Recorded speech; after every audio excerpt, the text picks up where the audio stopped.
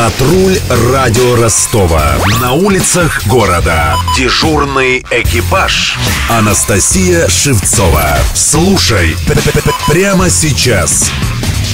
IT-инфраструктура Ростовской области пока лишь наполовину готова к нагрузкам во время чемпионата мира по футболу 2018 года. Об этом на экспертном совете в медиацентре радио Ростова заявил гендиректор компании «Юбитек» Алексей Токтаров. По его мнению, самое слабое место в сфере информационных технологий и связи нашего региона – отсутствие IT-кластера, где ведущие операторы могли бы совместно работать. А вот донской министр связи Герман Лопаткин отметил, говорить о процентных соотношениях готовности айтишников еще рано. Следует дождаться, когда появится концепция от Минкомсвязи. А случится это не раньше первого квартала следующего года. Мы уже несколько раз в рамках рабочей группы собирались в Минкомсвязи России, выдали наши технические регламенты, предложения по инновационным решениям. И, соответственно, сегодня на 100% дорожная карта работы с субъектами Минкомсвязью Российской Федерации выполнена. В первом квартале появится концепция. Во втором квартале концепция будет утверждена правительством Российской Федерации. В третьем квартале следующего года будет готовиться рабочий проект по внедрению всех технологий и IT, и мобильных решений. А вот директор регионального филиала МТС Денис Лысов предупреждает, после того, как Министерство связи даст техзадания, встанет вопрос, где брать деньги в условиях санкций. Хотя пока российские компании проблем с этим не испытывают. Риски, безусловно, есть. На сегодняшний день с экономикой это первый риск, с санкциями второй риск. С точки зрения времени, наверное, третий риск тоже присутствует. Наверное, не стал бы тоже оптимистично говорить, что мы сможем работать на одном поставщике.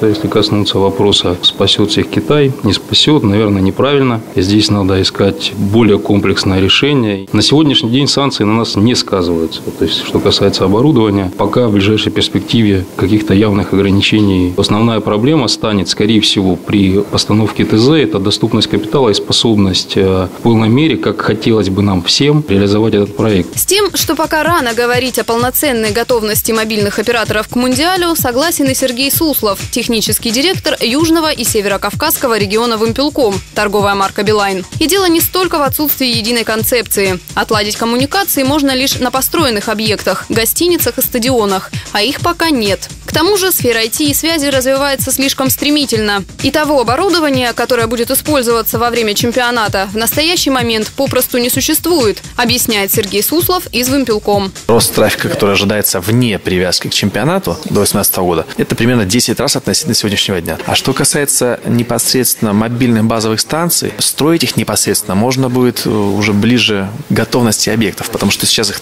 просто некуда крепить, во-первых. Во-вторых, оборудование развивается и усовершенствуется так быстро, что просто глупо ставить станцию сегодня для чемпионата, потому что станция, которая появится через 2 года, будет на порядок более производительная и с точки зрения цены такая же или, может, дешевле, чем сейчас. В то же время часть работы, например, проектирование или прокладка оптоволоконных линий связи, что занимает годы, надо было выполнить, что называется, еще вчера и с учетом грядущего Мундиаля, полагает представитель Вимпелкома. Это мнение разделяет и директор местного филиала Ростелеком Сергей Алхасов. Но при этом он уверен, уложиться в срок нам поможет опыт работы в Олимпийском Сочи. Хотя непосредственно еще к созданию этой инфраструктуры мы не приступили, но тем не менее уже сегодня, реализуя свои инвестиционные программы по расширению нашей сети, мы их реализуем с оглядкой на предстоящий чемпионат мира.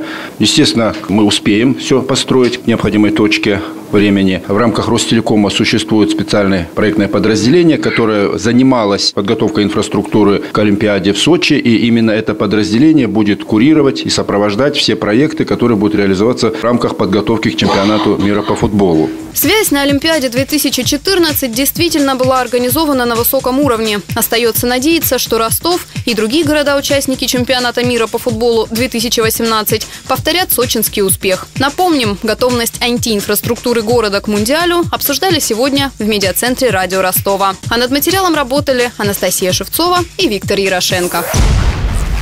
Патруль радио Ростова. На улицах города. Прямо сейчас. Телефон горячей линии 220 0220.